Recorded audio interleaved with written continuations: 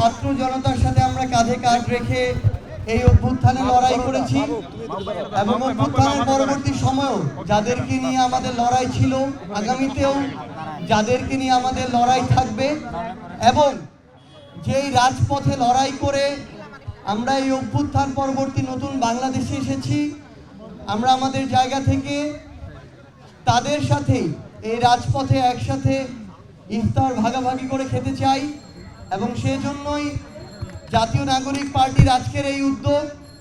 আমরা আমাদের জায়গা থেকে বাংলাদেশের প্রত্যেকটি জেলায় যারা এই নতুন বাংলাদেশের প্রতিনিধি তাদেরকে আমরা অনুরোধ করব, আপনারা নিজেদের নতুন কাজের মাধ্যমে প্রমাণ করুন এবং একইভাবে পুরো বাংলাদেশের প্রত্যেকটি জেলা এবং উপজেলায় যারা ছাত্র জনতা রয়েছে, খেটে খাওয়া মানুষ রয়েছে, এমন অনেক আমাদের সহযোদ্ধা রয়েছে যারা দিনে খেয়ে কষ্টে জীবন যাপিত করে, তাদেরকে নিয়ে আপনারা একসাথে ইফতার করুন।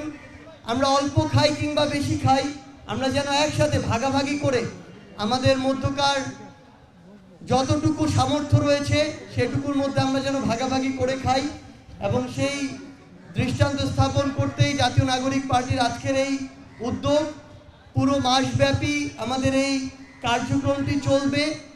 আমরা শুধু একটি কথাই বলতে চাই যে যেই মাহাত্ম্য, যেই বার্তা নিয়ে এই মাহে রমজান আমাদের সামনে এসেছে, সেই বার্তা, সেই মেসেজ যেন আমাদের কাজের মধ্যে প্রতিফলিত হয় এবং পুরো পৃথিবীর যত মানুষ রয়েছে আমরা যেন নিজেদের মধ্যে বিভেদ, হানাহানি এসবকে এক পাশে রেখে আমাদের যে ভ্রাতৃত্ববোধ, মানবতাবোধ সেটিকে সামনে রেখে আমরা এগিয়ে যাই।